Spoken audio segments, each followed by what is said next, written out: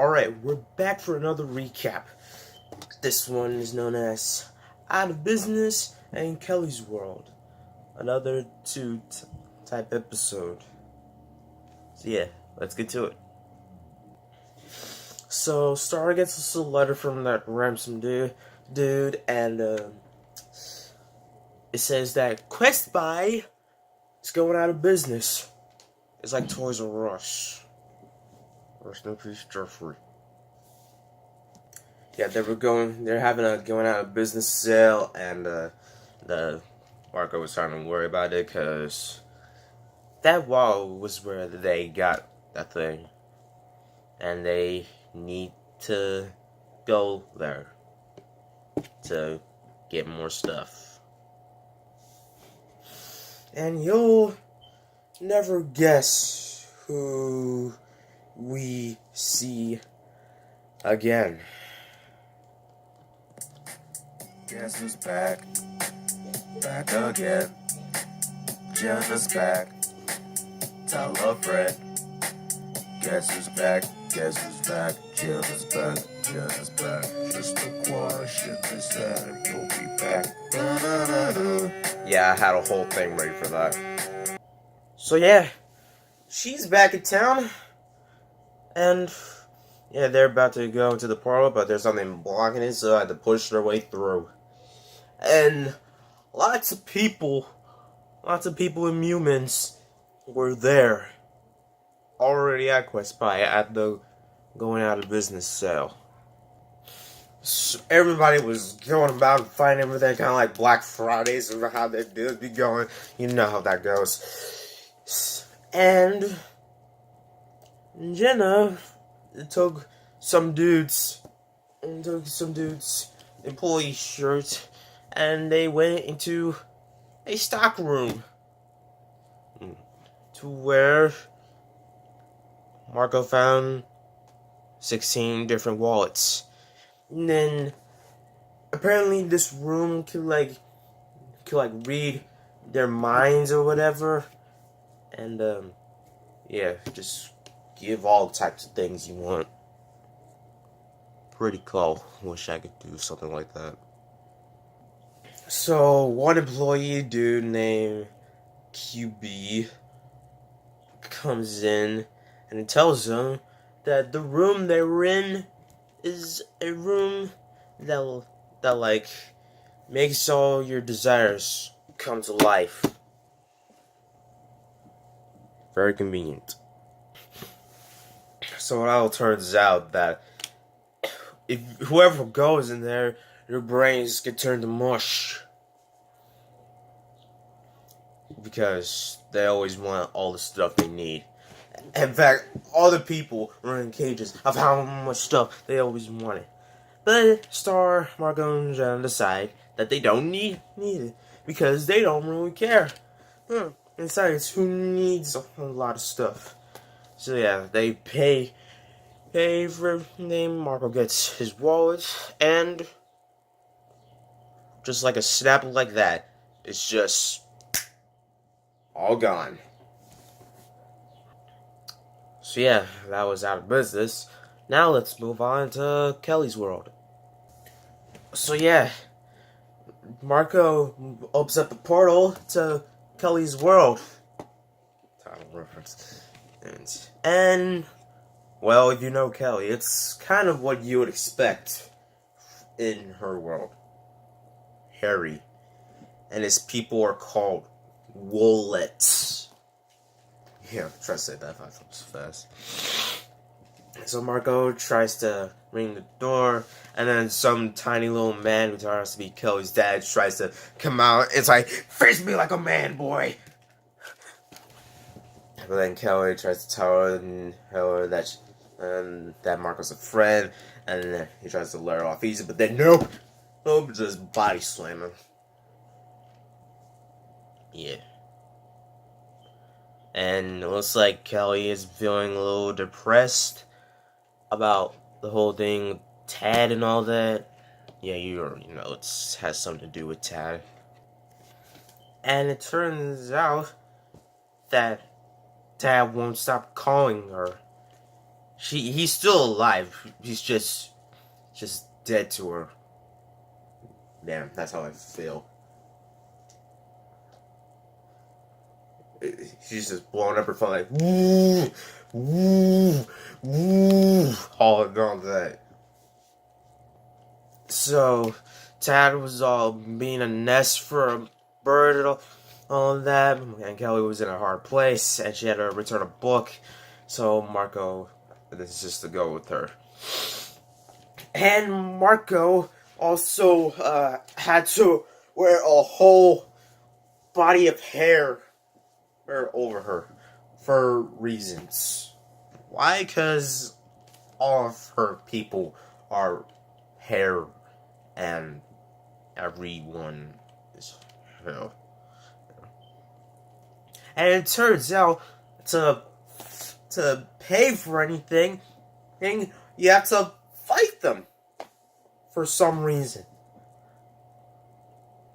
Because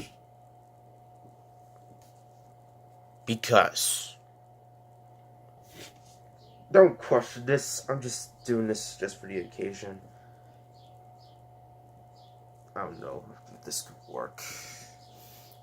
So, a little old lady wanted to fight Marco for a seat, but Marco just wanted to pussy out. I can't believe I just said that. Marco just didn't want to fight her at all, so he just let her sit there, and everybody was in shock.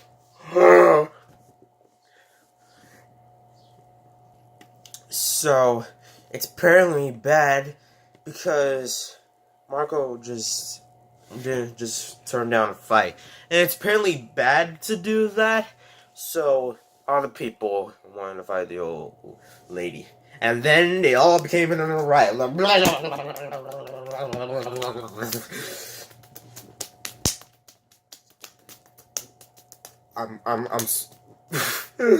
I'm stupid. So that book that they were reading, it was like a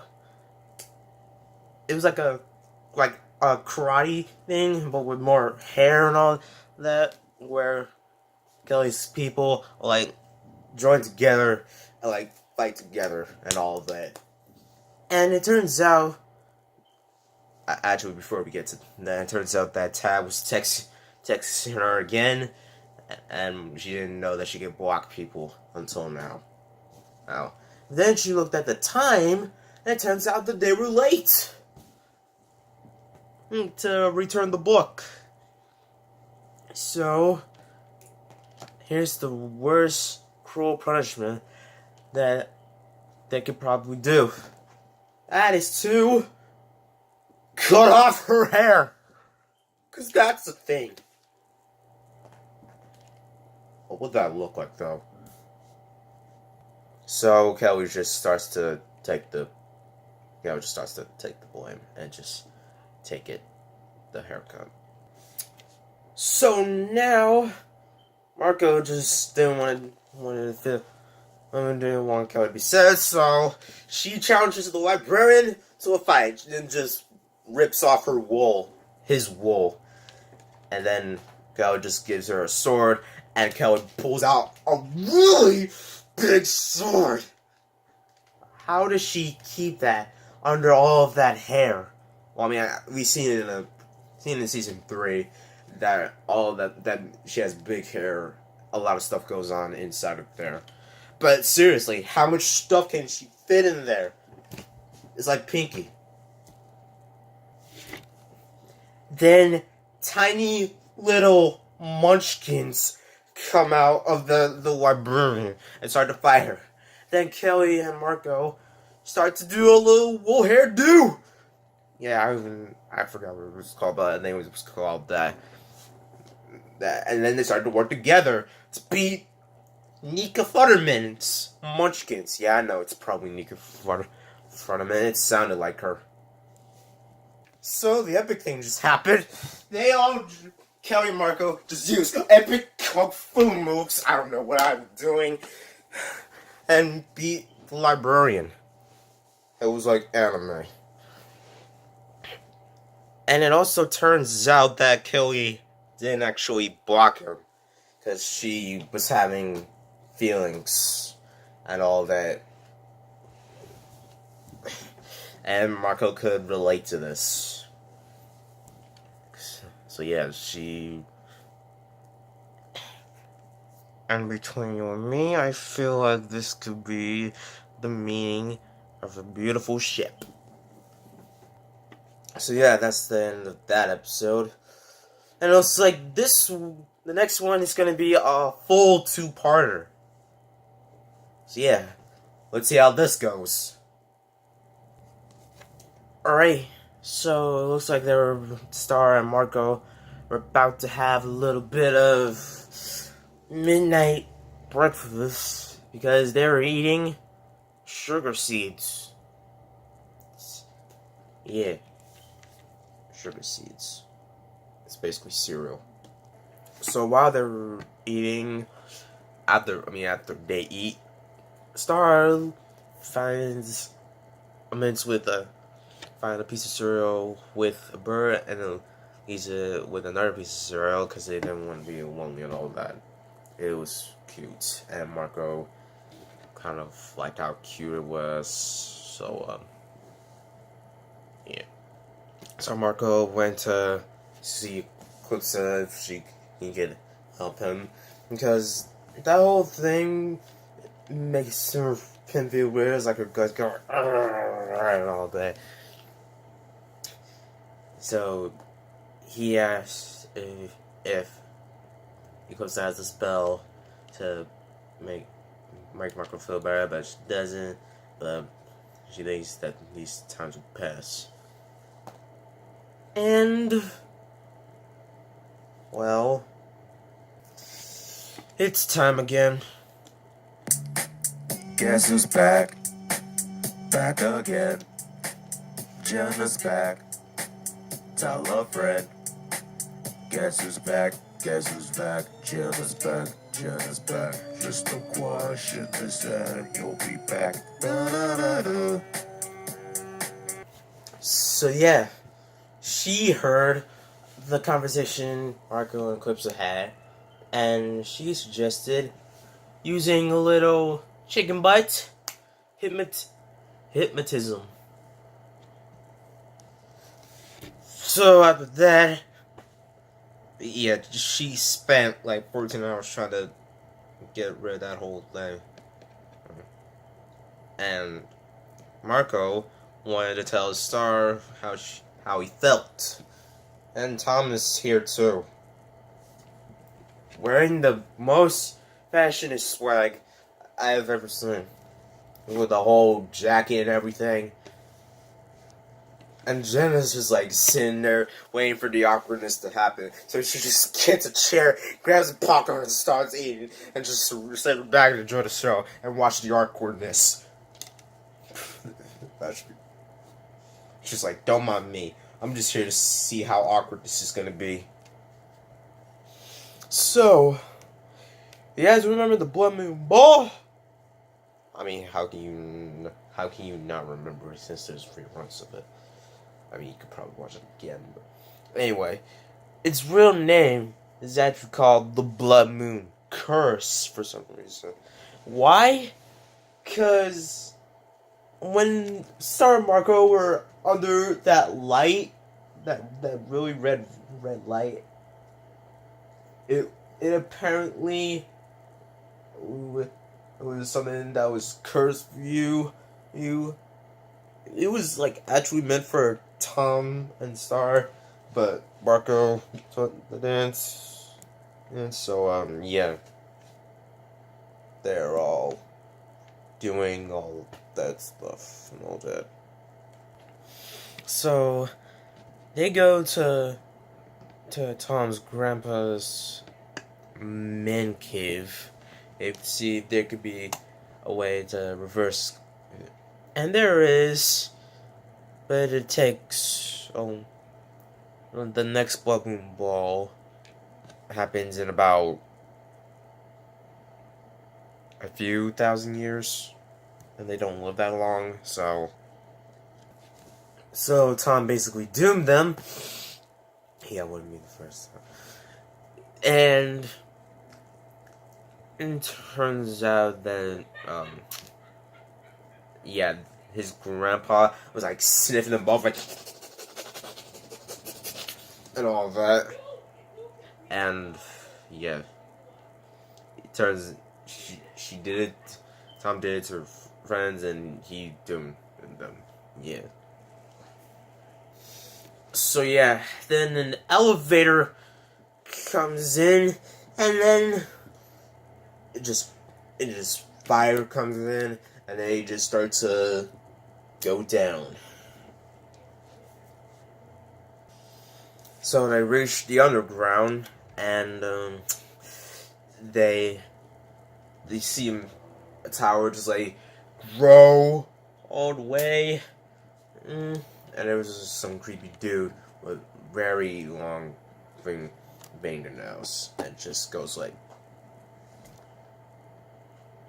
all creepy and all that. So Star asks what he wants, but then Marco starts to point out the obvious by putting everything of what could happen in a nutshell.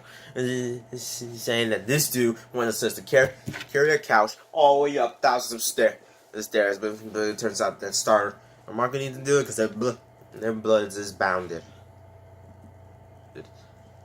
Yeah. And then a creepy dude who looks like him a little differently comes in. So now,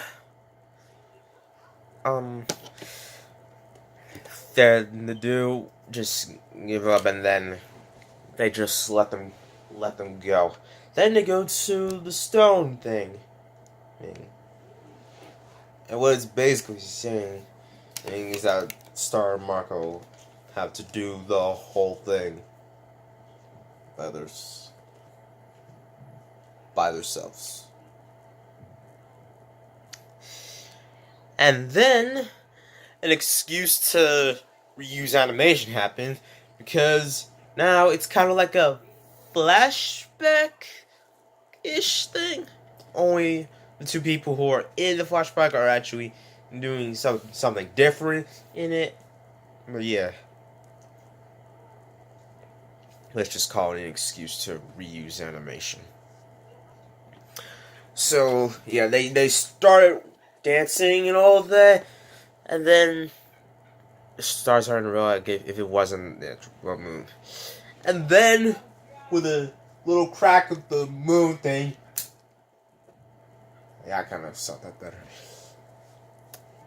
It was done. It turns out that they don't remember what just happened. It was probably like some weird dream or something. Okay, but then Marco starts to look at Star's marshmallows, and he feels all right, and Star feels all right too. So now they're just buddy. So yeah, those were Out of Business and Kelly's World and The Curse of the Blooming Ball. Pretty interesting episodes. And yeah, I'll see you next time to hopefully more Star vs. the Force. I'll see you next time for Star vs. the Force of Evil recaps, and hopefully a MLP recap. Maybe.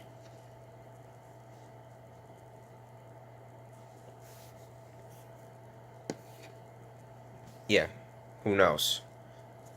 Thank you for watching, and I'll see you in the next one.